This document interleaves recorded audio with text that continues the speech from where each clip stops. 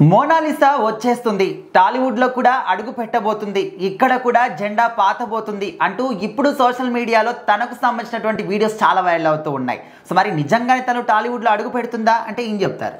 So ఖచ్చితంగా బళ్ళు ఓడలు బళ్ళు అవడం అంటే వింటంగానే ఇదే చూడటం అన్నట్టుగా ఉంటుందన్నమాట. సో మరి ఆ మధ్యన కుంభమేళా టైంలో మోనాలిసా భోస్లే ఈ అమ్మాయి జస్ట్ అలా తన జీవనాధారం కోసం ఫ్యామిలీని గడుపుకోవడం కోసం పూసలు అమ్ముకోవడానికి వచ్చిందనమాట. మరి అక్కడ ఎవరో ఒకళ్ళు చేసిన ఒక వీడియో ద్వారా ఆవిడ ఎంత వైరల్ అయిందంటే ఒక న్యాచురల్ బ్యూటీగా ఉంది, తన కళ్ళు తన ఎవరెవరో హీరోయిన్లకు లైకులు కొడతారు, ఇట్లాంటి వాళ్ళకి లైకులు కొట్టండి అని చెప్పి సోషల్ మీడియాలో బాగా వైరల్ చేశారనమాట.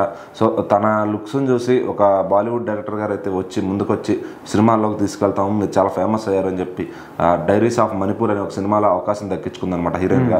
సో తర్వాత ఇంకా తన క్రేజ్ తన లుక్స్ అంతా మారిపోయినాయి. అంటే ఇంకా ఆటోమేటిక్గా ఇలాంటి ఫీల్డ్లోకి వచ్చిన తర్వాత ఇంకా అలా ఉంటానంటే కుదరదు. సో ఎవరికి వాళ్ళు మొత్తం మేకప్ వేసేసి సినిమా ఫీల్డ్లో రకరకాలుగా రంగులు పూసేసి లుక్నే మార్చేశారనమాట.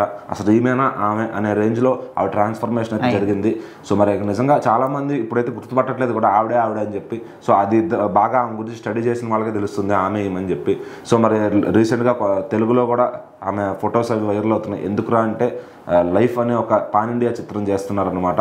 సో దాన్ని ఇక్కడ తెలుగులో సురేష్ కొండరెడ్డి గారు తీసుకోబోతున్నారని సమాచారం ఉంది. ఆయన రీసెంట్గా ఒక ఫోటో షేర్ చేశారు, ఆమెతో దిగింది. సో ఆమెనా ఈమె అసలు ఏంట్రా అప్పుడు ఎలా ఉంది, అంత కలర్ తక్కువ ఉంది, అలా ఉంది, ఇప్పుడేమో ఇంత వైట్గా బ్రైట్గా అయిపోయిందంటే మరి అదే సినిమా ఫీల్డ్ ఫ్యాషన్ రంగంలో అలాగే ట్రాన్స్ఫార్మ్ చేస్తారు. సో అట్లానే ఆమె మార్చేశారనమాట. అప్పుడే బాగుండేది అని కొంతమంది, ఇప్పుడు బాగుందని కొంతమంది ఇలా కామెంట్స్ అయితే చేస్తున్నారు. సో మరి ఆ లైఫ్ అనే చిత్రం మొత్తం పాన్ ఇండియా లాగా తెలుగు, తమిళ, మలయాళం, కన్నడ అన్ని భాషల్లో వస్తుంది. సో మరి ఆవిడ ఒక్కసారిగా ఓవర్ నైట్ మళ్ళీ స్టార్ అయ్యే అవకాశం అయితే ఈ సినిమాతో ఉందన్నమాట. ఈ సినిమాని సీను కోటపాటి ఆయన దర్శకత్వం వహిస్తున్నారు. ఆయన అంతకుముందు చిన్న 2 సినిమాలు చేశారు. ధనరాజ్ గారిది ఏకే రావు పీకే రావు అని ఒక సినిమా ఉంది, ఆ సినిమా డైరెక్ట్ చేశారనమాట. సో మరి ఆయన ఇంత పాన్ ఇండియా సినిమా తీయగలడా, మరి ఇందులో ఏమైనా సెలెక్ట్ చేసుకున్నారంటే మామూలు విషయం కాదనమాట.